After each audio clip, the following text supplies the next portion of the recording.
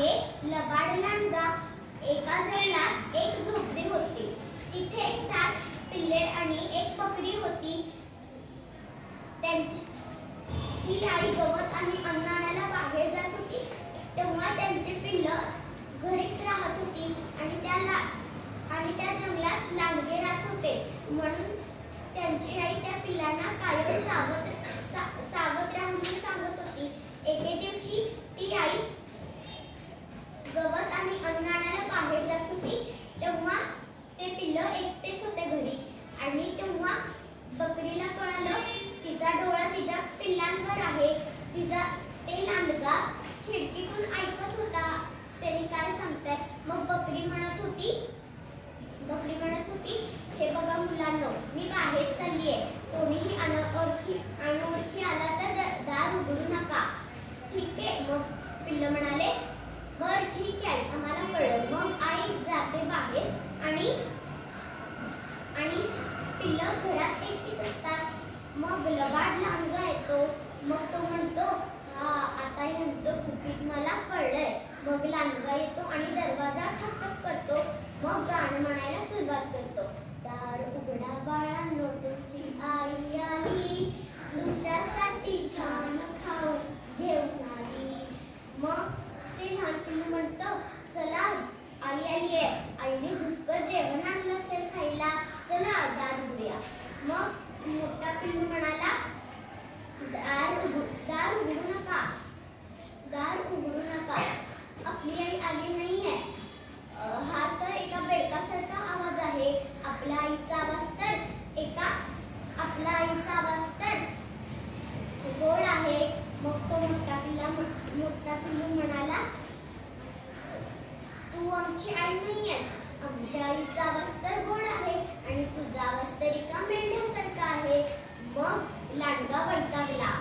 लांडगा मनात म्हणाला काय ही पिल्लं, माझा आवाज पण. मग एका जंगलात तो गेला. एका झाडाला मधमाशीचे पोळे होते. मग त्या लबाड लांडगा तो झाडावर चढला आणि मध खाल्ला. मग परत त्या घरापाशी आला आणि दार वाजवला. मग परत तो गोड आवाजात गाणं म्हणला. दार उघडा बाळांनो, तुमची आई आली, तुमच्यासाठी छान खाऊ घेऊन आली. मग सर्वात छोटा पिल्लू म्हणताय चला दार उघडूया, आई आली असेल, आईने रुचकर छान जेवण आणलं असेल. मग तो एकदम लहान पिल्लू म्हणताय थांबा, आधी मला खात्री करू दे, ही आपली आई नाहीये. मग तो लहान पिल्लू दरवाजाच्या फटीत बघतो आणि म्हणतो आमच्या आईचे पाय तर गोरे आहेत आणि तुझे पाय तर एका काळे आहेत. तू आमची आई नाहीये, चालता होऊन येते. मग तो लांडगा जाम वैतागला. काही मुलं पण ही चतुर आहे. मग तो जंगलातल्या गिरणीमध्ये गेला आणि दुपारची वेळ होती आणि गिरणीवाला झोपला होता. तो पिठाच्या पोत्यामध्ये पाय घातला, दोन्ही पाय घातला आणि त्याचे पाय गोरे झाले. मग तो परत घरामध्ये गेला आणि म्हणाला दार उघडा बाळांनो, तुमची आई आली, तुमच्यासाठी छान खाऊ घेऊन आली. मग तो लहान पिल्लू म्हणतो चला आता दार उघडूया, हे पाय तर पण गोरे आहेत, चला दार उघडूया. तो मग सर्वात पिल्लू म्हणाला नाही, ही आपली आई नाहीये, तुम्ही दार उघडू नका. मग ते सात पिल्लू काय त्याचं ऐकले नाही छोट्या मुलाचं. मग ते सगळे दार उघडले आणि लांडगा जोरात चिरकू लागला. हा हा हा, आता मी तुमची आई नाहीये, मी तुम्हाला खाऊ द्यायला आलो नाही, तुम्हालाच खायला आलोय. मग ते पिल्लू सगळेजण घाबरले आणि सगळे लपू लागले. काही पिल्ले, 1-2 पिल्लू कपाटाच्या मागे लपलं, तर 2 पिल्लू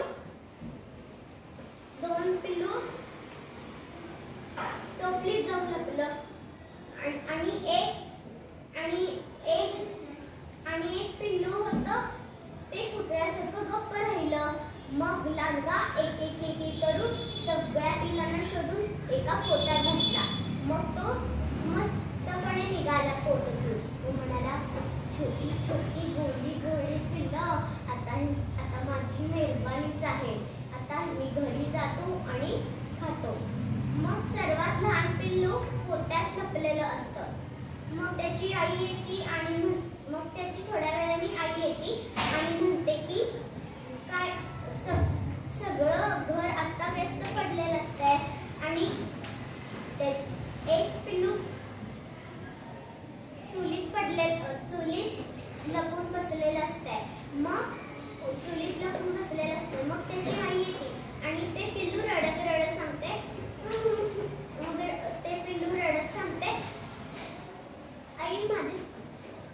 आई ते एक लांडगा आला होता. माझे भावंड काय ऐकले नाहीत आणि ते दरवाजा उघडले आणि सगळ्या पिल्लांना घेऊन गेला. सगळ्या माझ्या भावंडाला घेऊन गेला.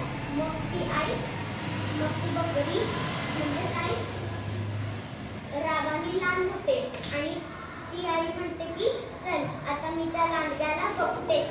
मग ते लांडगा सगळीकडे जाताना त्याला झोप आली. मग तो म्हणते की आता हे काय पिल्लं काय माझ्या पोटातच आहे, त्यांना कोण काय घेऊन जात नाही, म्हणून मी एक झोप काढतो. मग लांडगा एक झोप काढतात. तोपर्यंत ते पिल्लू आणि त्याची आई येते आणि ते पोतं उघडते. सगळे पिल्लं बाहेर येते आणि आईला एक आयडिया सुचते. मग ती आई